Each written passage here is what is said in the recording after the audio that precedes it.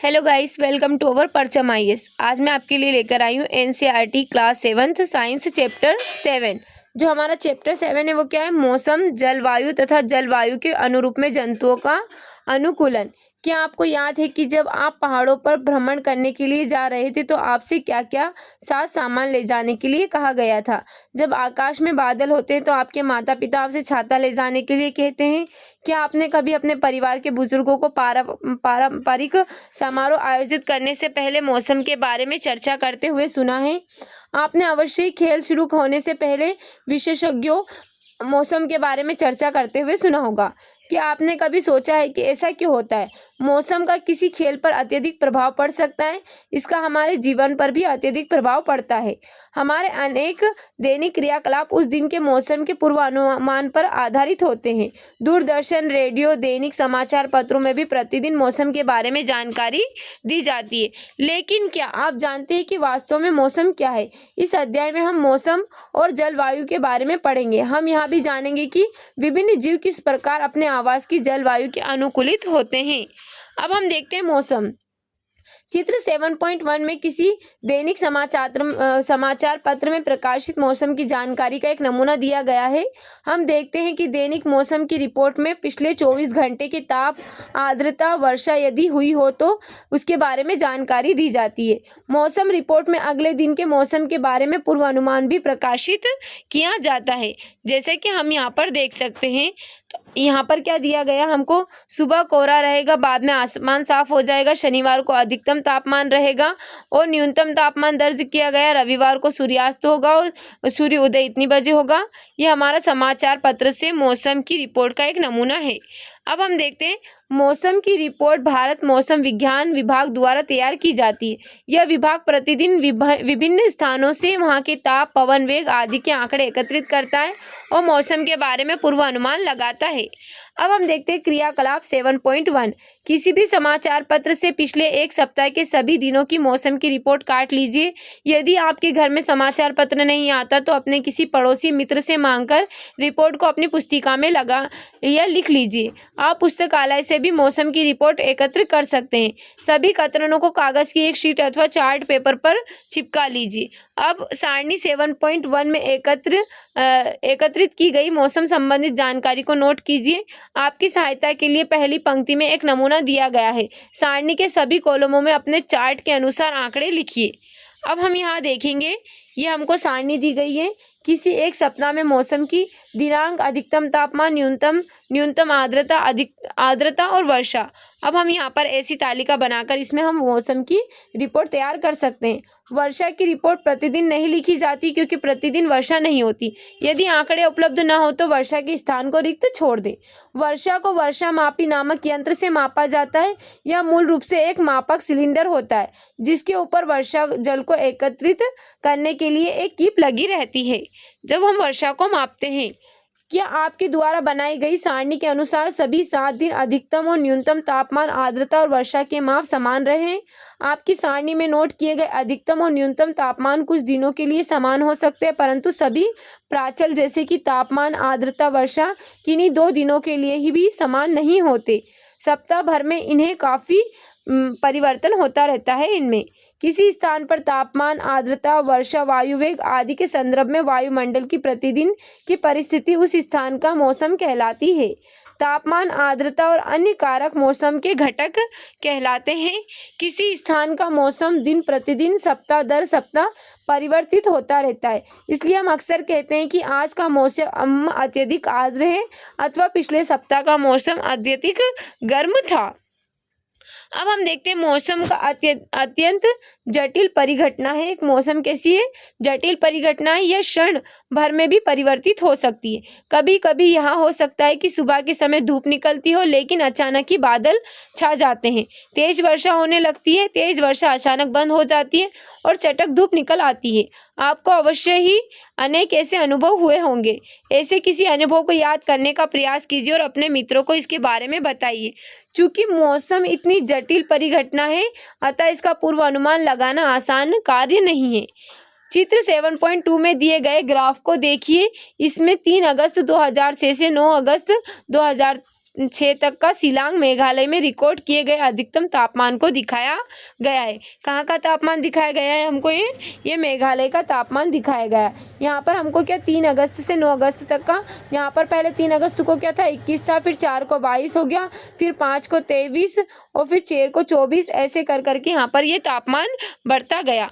अब हम देखते हैं यहाँ पर हमको दिखाया गया है दिनांक 3 अगस्त को 26 डिग्री सेल्सियस था, 4 अगस्त को 23 डिग्री सेल्सियस, 5 अगस्त को 25 डिग्री सेल्सियस, 6 अगस्त को 22 डिग्री सेल्सियस, 7 को 25.5 और 8 को 23 और 9 को 24। ये हमारा यहाँ पर 26, 24, 25 ऐसे हमारा तापमान अधिकतम और न्यूनतम होता रहा, यानी 3 अगस्त से 9 अगस्त 2006 की समय की अवधि में अधिकतम तापमान में परिवर्तन को दर्शाता है। जैसा किसी भी मौसम की रिपोर्ट से स्पष्ट होता है कि अधिकतम और न्यूनतम तापमान को प्रतिदिन रिकॉर्ड किया जाता है। क्या आप जानते हैं कि इस तापमान को कैसे रिकॉर्ड किया जाता है? अध्याय 4 में आप पढ़ा था कि इस कार्य को करने के लिए एक तापमापी होता है, जिन्हें हम अधिकतम और न्यूनतम तापमापी कहते हैं। क्या आप अनुमान लगा सकते हैं कि दिन भर में किस समय तापमान अधिकतम होता है और किस समय न्यूनतम होता है? दिन का अधिकतम तापमान सामान्यतः अपराह्न में अर्थात दोपहर के बाद होता है, जबकि न्यूनतम तापमान समय प्रातः भोर में होता है। क्या अब आप समझ गए हैं कि गर्मियों में दोपहर के बाद हम गर्मी से इतने बेहाल क्यों हो जाते हैं, जबकि सुबह के समय अपेक्षाकृत मौसम सुहाना लगता है? क्या आपने कभी सूर्योदय सूर्यास्त के समय के बारे में सोचा है? क्या आप जानते हैं कि सर्दियों में सायंकाल अंधेरा जल्दी क्यों हो जाता है और आपको खेलने के लिए अधिक समय नहीं मिल पाता? क्या सर्दियों में दिन की अवधि गर्मियों की अपेक्षा कम होती है? अध्याय के अंत में दिए गए परियोजना कार्यों को पूरा करके इसका स्वयं पता लगाने का प्रयास करें। अब हम देखते हैं जलवायु। मौसम वैज्ञानिक प्रतिदिन मौसम संबंधित आंकड़ों को रिकॉर्ड करते हैं। पिछले अनेक दशकों के मौसम के रिकॉर्ड भी तैयार किए हुए हैं। अब हम देखते हैं मौसम में सभी परिवर्तन सूर्य के कारण होते हैं। सूर्य अत्यधिक उच्च ताप पर गर्म गैसों का विशाल गोला है। सूर्य की हमसे दूरी बहुत अधिक है, परंतु सूर्य द्वारा उत्सर्जित ऊर्जा इतनी अधिक है कि पृथ्वी से इतनी दूरी होने के बावजूद भी सूर्य हमारे समस्त ऊष्मा प्रकाश का स्रोत है। अतः सूर्य ऊर्जा का प्राथमिक स्रोत है जो मौसम में परिवर्तन लाता है। पृथ्वी के थल क्षेत्र, समुद्र और वायुमंडल द्वारा अवशोषित और परावर्तित की जाने वाली ऊर्जा भी किसी स्थान पर मौसम को निर्धारित करने में महत्वपूर्ण होती है। यदि आप समुद्र के समीप रहते हैं तो आपने यह अनुभव किया होगा कि आपके स्थान का मौसम रेगिस्तान अथवा पहाड़ी क्षेत्र के आसपास के मौसम से काफी अलग होता है। अब हम यहाँ पर देखते हैं मौसम के रिकॉर्ड को सुरक्षित किया गया है। इनमें हमें किसी स्थान के मौसम के पैटर्न प्रतिरूप का निर्धारण करने में सहायता मिलती है। किसी स्थान के मौसम की लंबी अवधि जैसे 25 वर्ष में एकत्रित आंकड़ों के आधार पर बना मौसम का पैटर्न उस स्थान की जलवायु कहलाता है। यदि हम पाते हैं कि किसी स्थान का तापमान अधिकांश समय उच्च रहता है तो हम कहते हैं कि उस स्थान की जलवायु गर्म है। यदि इसके अतिरिक्त उस स्थान पर अधिकांश दिनों में भारी वर्षा भी होती है तो हम कह सकते हैं कि उस स्थान की जलवायु गर्म और आर्द्र है। अब हम देखते हैं सारणी 7.2 और 7.3। हमने भारत के 2 शहरों की जलवायु परिस्थितियों का विवरण दिया है। प्रत्येक माह के लिए औसत तापमान की गणना 2 चरणों में रिकॉर्ड की जाती है। हम पहले माह के प्रत्येक दिन के लिए रिकॉर्ड किए गए तापमान का औसत निकालते हैं। उसके बाद हम पिछले कई वर्षों में उसी माह के लिए अनेक वर्षों के औसत तापमानों की गणना करते हैं। इससे हमें औसत मध्यमान तापमान मिल जाता है। 2 स्थान जम्मू और कश्मीर में श्रीनगर और केरल में तिरुअनंतपुरम। सारणी 7.2 और 7.3 में हमने देखा है कि आसानी से जम्मू और केरल के औसत तापमान में अंतर को देख सकते हैं। हम देख सकते हैं कि केरल जम्मू और कश्मीर की तुलना में बहुत गर्म और आर्द्र है, जिसमें वर्षा के कुछ भाग मध्यम गर्म और मध्यम आर्द्र जलवायु होती है। इसी प्रकार के आंकड़े भारत के पश्चिमी क्षेत्रों जैसे राजस्थान के लिए वर्ष के अधिकांश समय औसत तापमान को उच्च दिखाते हैं, लेकिन सर्दियों में जो सिर्फ कुछ माह के लिए होती है तापमान काफी कम होता है। इस क्षेत्र में बहुत कम वर्षा होती है। अब हम यहाँ पर ये हमको दिखाई दे रहा है 7.2 श्रीनगर जम्मू और कश्मीर की जलवायु। ये हमको यहाँ पर जनवरी फरवरी और हमको यहाँ पर सारे मंथ का दिया गया है। यह हमको तिरुवनंतपुरम केरल का दिया गया है, तो हम यहाँ पर देख सकते हैं। अब हम देखते हैं ये किसी मरुस्थलीय जलवायु के लक्षण है। यह जलवायु गर्म और शुष्क होती है। उत्तर पूर्वी भारत में वर्ष के अधिकांश भाग में वर्षा होती है, इसलिए हम यह कह सकते हैं कि उत्तर पूर्व की जलवायु कैसी है, आर्द्र होती है। जलवायु और अनुकूलन। अब हम जानेंगे जलवायु और अनुकूलन क्या होता है। जलवायु का सभी जीवों पर गहरा प्रभाव पड़ता है। जंतु उन स्थितियों में जीने के लिए अनुकूलित होते हैं जिनमें वे रहते हैं। अत्यधिक सर्द और गर्म जलवायु में जीवित रहने वाले जंतुओं में स्वयं को चरम शीत अथवा ताप से बचाने के लिए कुछ विशेष गुण होते हैं, जो हम कक्षा 6 की विज्ञान की पुस्तक में अध्याय 9 में अनुकूलन की परिभाषा को याद कर सकते हैं। वे सभी गुण और लक्षण जो जंतुओं को उनके परिवेश अनुकूलन में सहायक होते हैं, विकास की प्रक्रिया का परिणाम है। अब हम देखते हैं इस पुस्तक के अध्याय 9 में आप मौसम और जलवायु के मृदा पर प्रभाव के बारे में पढ़ेंगे। यहाँ हम केवल जंतुओं पर जलवायु के प्रभाव के बारे में पढ़ेंगे। 6ठी कक्षा में आपने कुछ आवासोवास स्थानों के लिए जंतुओं के अनुकूलन के विषय में पढ़ा था। जंतुओं के जलवायु परिस्थितियों के लिए अनुकूलन के उदाहरण के रूप में हम केवल ध्रुवीय क्षेत्र और उष्णकटिबंधीय वर्षा वनों में रहने वाले कुछ जंतुओं की चर्चा करेंगे। जैसा कि नाम से स्पष्ट है कि ध्रुवीय क्षेत्र ध्रुवों के समीप स्थित होते हैं, जैसे उत्तरी ध्रुव, दक्षिणी ध्रुव। ध्रुवीय क्षेत्र कुछ परिचित देश Canada, Greenland, Iceland, Norway, Sweden, Finland अथवा अमेरिका में अलास्का और रूस के साइबेरिया क्षेत्र है। भारत में मलेशिया, इंडोनेशिया, ब्राजील, कांगो गणतंत्र, केन्या, युगांडा, नाइजीरिया कुछ ऐसे देश हैं जहां उष्णकटिबंधीय वर्षावन पाए जाते हैं। अब हम देखते हैं यहाँ पर जो हमारे क्रियाकलाप 7.2 विश्व का मानचित्र लीजिए। ध्रुवीय क्षेत्रों को नीले रंग से देखिए, इसी प्रकार उष्णकटिबंधीय क्षेत्रों को लाल रंग से देखिए। अब हम देखते हैं ध्रुवीय क्षेत्र। ध्रुवीय क्षेत्रों में चरम जलवायु पाई जाती है। क्षेत्र सदैव बर्फ से ढके रहते हैं और यहाँ वर्ष के अधिकांश भाग में अत्यधिक सर्दी रहती है। ध्रुवों पर 6 महीने तक सूर्यास्त नहीं होता और बाकी 6 महीनों तक यहाँ सूर्योदय नहीं होता है। सर्दियों में तापमान 37 डिग्री सेल्सियस तक हो जाता है। यहाँ रहने वाले जंतु इन चरम स्थितियों के रहने के लिए अनुकूलित हो गए हैं। आइए हम ध्रुवीय भालू या पोलर बियर और पेंगुइन के उदाहरण से यह जानने का प्रयास करें कि वे किस प्रकार वहां की जलवायु के लिए अनुकूलित है। ध्रुवीय भालू के सारे शरीर पर सफेद बाल फर होते हैं, जिससे वह बर्फ की सफेद श्वेत पृष्ठभूमि पर आसानी से दिखाई नहीं देते हैं। इससे उन्हें परभक्षियों शत्रुओं से बचाव में सहायता मिलती है। साथ ही इससे उन्हें अपने शिकार को पकड़ने में भी सहायता मिलती है। किसको? सफेद बाल वाले भालू को। इन्हें चर्म शीत से बचाने के लिए इनके बाल जो फर है 2 मोटी परतों में होते हैं। इनकी त्वचा के नीचे वसा की एक परत होती है। वास्तव में ध्रुवीय भालू का शरीर इतना अच्छी तरह से शीतरोधी होता है कि वे धीमे धीमे चलते हैं ताकि उनके शरीर का तापमान आवश्यकता से अधिक न हो जाए। यह अपने शरीर को बहुत अधिक गर्म हो जाने से बचाने के लिए अक्सर विश्राम करते हैं। गर्म मौसम में भौतिक क्रियाकलापों के बाद ध्रुवीय भालुओं को अपने शरीर को ठंडा करना पड़ता है।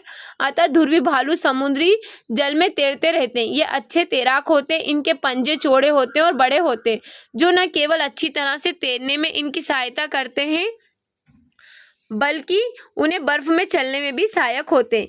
ये हमको यहाँ पर दिखाई दे रहा है जो सफेद फर वाला भालू। इसके परभक्षी और शिकार इसे आसानी से नहीं देख पाते हैं। सफेद बालों के कारण बर्फ की पृष्ठभूमि में आसानी से दिखाई नहीं देता है। इसमें सूंघने की शक्ति, घ्राण शक्ति तीव्र होती है। यह भालू को अपने शिकार को ढूंढने और पकड़ने में सहायक होते हैं। इसके नाखर या नाखून मुड़े, लंबे और पेने होते हैं। यह बर्फ पर चलने में सहायक करते हैं। इसकी त्वचा के नीचे वसा की एक परत होती है। इसका शरीर शीतरोधित होता है और इसे गर्म रखता है। इसके शरीर पर बालों की 2 मोटी परतें होती है। यह सर्द मौसम में इसे गर्म रखती है। तो हमने ध्रुवीय भालू या अनुकूलन क्षमता के बारे में पढ़ा है। अब हम देखते हैं तैरते समय ये अपने नाखूनों को बंद करके लंबे समय तक पानी के अंदर रह सकते हैं। ध्रुवीय भालू की सूंघने की शक्ति, घ्राण शक्ति तीव्र होती है, जिससे भोजन के लिए अपने शिकार को आसानी से खोज सकते हैं। हम ध्रुवीय भालू के अनुकूलन को दिखाए गए चित्र द्वारा आसानी से समझ सकते हैं। ध्रुवीय क्षेत्र का एक अन्य परिचित जंतु पेंगुइन, ये सफेद श्वेत होते हैं। जैसे कि हम यहाँ पर सफेद पेंगुइन को देख सकते हैं। ये क्या है? पेंगुइनों का झुंड है। अब हम देखते हैं पेंगुइन आसानी से बर्फ की सफेद पृष्ठभूमि में मिल जाते हैं। इनके शरीर में भी स्वयं को सर्दी से बचाने के लिए मोटी त्वचा और अत्यधिक वसा होती है। आपने पेंगुइनों के झुंड के चित्र देखे होंगे। स्वयं को गर्म रखने के लिए वे ऐसे करते हैं। याद कीजिए कि जब आप खचाखच भरे किसी कमरे या हॉल में होते हैं तो आप कितना गर्म महसूस करते हैं। ध्रुवी भालू की तरह पेंगुइन भी अच्छे तैराक होते हैं। इनका शरीर धारा रेखित होता है और इनके पैरों में जाल जैसा बना होता है, जिससे ये अच्छे तैराक होते हैं। ये क्या दिखाई दे रहा है हमको? पेंगुइन के पैर दिखाई दे रहे हैं। अब हम यहाँ पर देखते हैं ध्रुवीय क्षेत्र में रहने वाले अनेक जंतुएं रहते हैं, जैसे कि यहाँ पर पानी में रहने वाले कस्तूरी मृग, रेंडियान, लोमड़ी, सील, व्हेल, अन्य कई प्रकार के पक्षी सम्मिलित थे। नोट कीजिए कि जब हमने देखा था कि जो जल में रहने वाले जलीय जीव लंबे समय तक यहाँ पर रह सकते हैं, वहीं पक्षियों को जीवित रहने के लिए अपने शरीर को गर्म रखना आवश्यक होता है।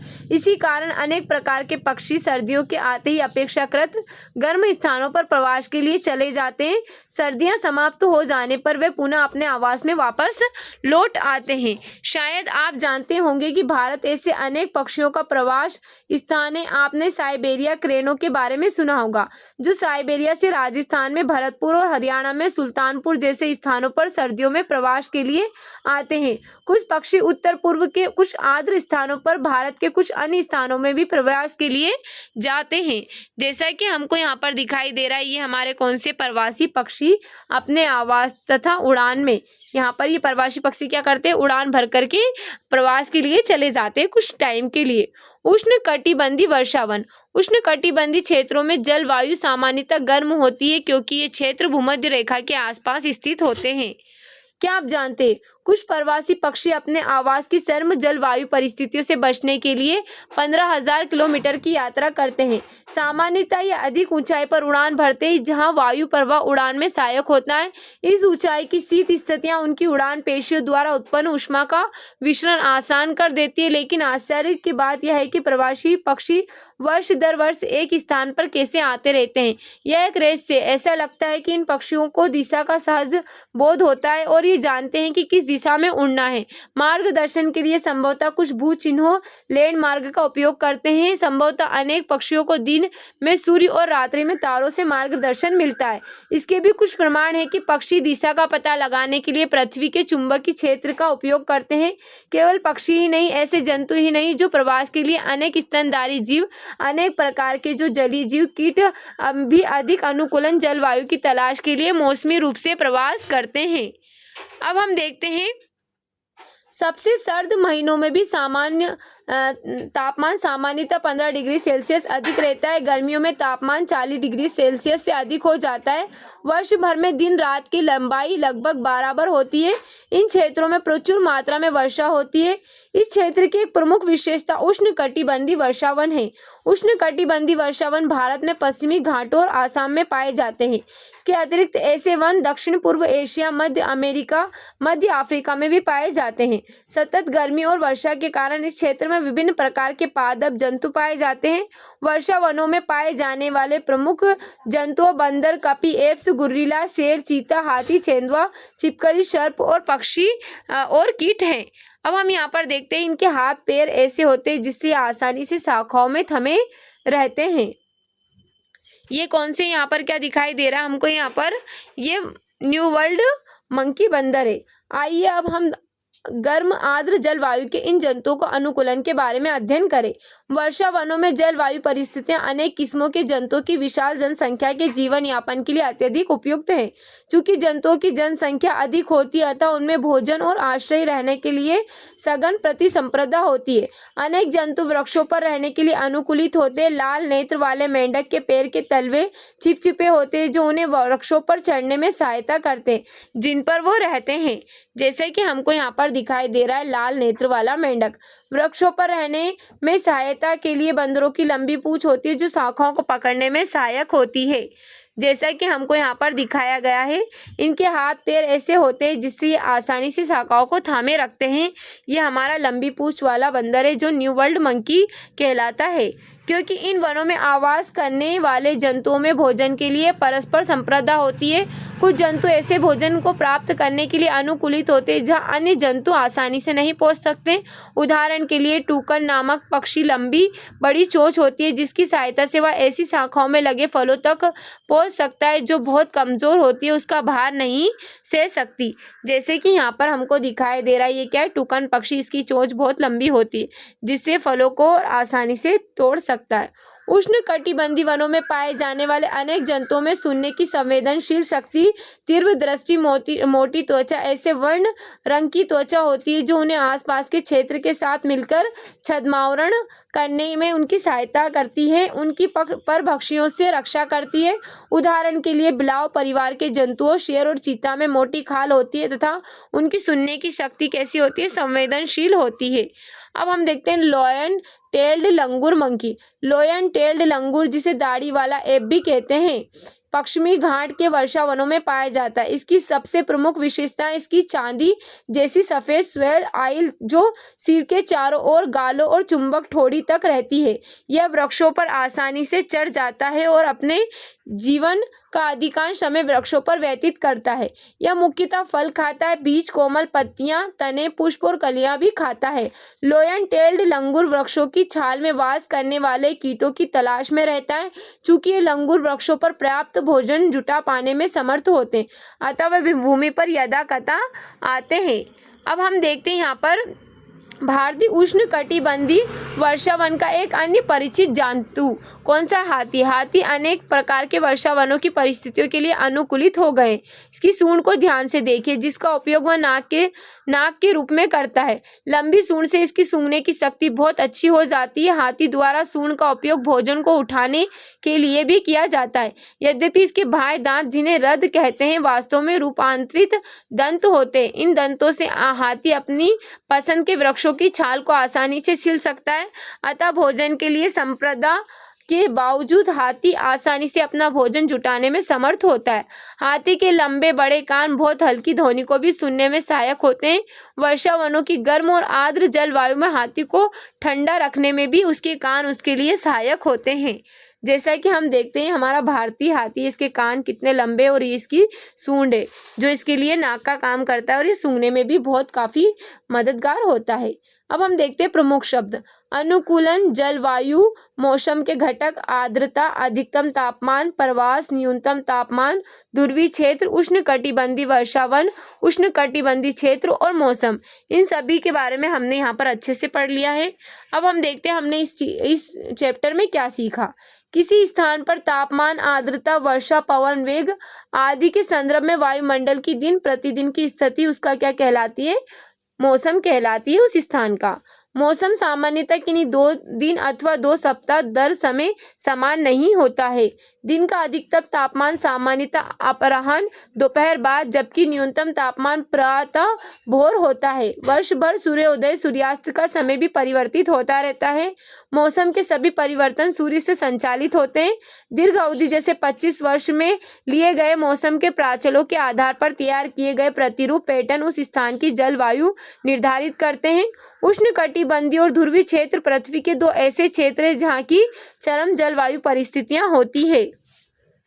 जंतु उन परिस्थितियों के लिए अनुकूलित होते हैं जिनमें वह वास करते हैं। ध्रुवीय क्षेत्र में वर्ष भर बहुत सर्दी रहती है। ध्रुवों में वर्ष के 6 महीने तक सूर्यास्त नहीं होता और शेष 6 महीनों तक सूर्योदय नहीं होता है। ध्रुवीय क्षेत्र के जंतु कुछ विशेष गुणों के कारण, जैसे शरीर पर श्वेत बाल या फर, सूंघने की तीव्र शक्ति, त्वचा के नीचे वसा की परत, तैरने और चलने के लिए चौड़े लंबे नाखून आदि के कारण अत्यधिक सर्द जलवायु के लिए अनुकूलित होते हैं। अति शीत मौसम से बचने के लिए प्रवास एक अन्य साधन है। अनुकूल जलवायु परिस्थितियों के कारण उष्णकटिबंधीय वर्षा वनों में पादपों और जंतुओं की एक विशाल जनसंख्या पाई जाती है। उष्णकटिबंधीय वर्षा वनों में जंतु इस प्रकार अनुकूलित होते हैं कि उन्हें अन्य कार्य के जंतुओं से भिन्न भोजन आश्रय की आवश्यकता होती है ताकि उनमें परस्पर संप्रदा कम से कम हो। उष्णकटिबंधीय वर्षा वनों में रहने वाले जंतुओं के कुछ अनुकूलन में वृक्षों पर आवास, मजबूत पूंछ का विकास, लंबी विशाल चोंच, चटक रंग, तीखे पैटर्न प्रतिरूप, तीव्र ध्वनि, तेज आवाज, फलों का आहार, सुनने की संवेदनशील शक्ति, तीव्र दृष्टि, मोटी त्वचा, खाल पर पक्षियों से बचने के लिए छद्म आवरण की क्षमता आदि सम्मिलित है। किसके लिए? उष्णकटिबंधीय वर्षावन में रहने वाले जंतुओं को। अब इस चैप्टर में हमारे कुछ क्वेश्चंस दिए गए हैं। इन क्वेश्चंस के आंसर आप मुझे कमेंट बॉक्स में कमेंट करना। उम्मीद है जो हमारा आज का चैप्टर आपको अच्छा लगा। अगर हमारा चैप्टर अच्छा लगा है तो इसी तरह की अपडेट के लिए हमारे चैनल को सब्सक्राइब करें और बेल आइकन को दबाना ना भूलें। Okay, thank you so much.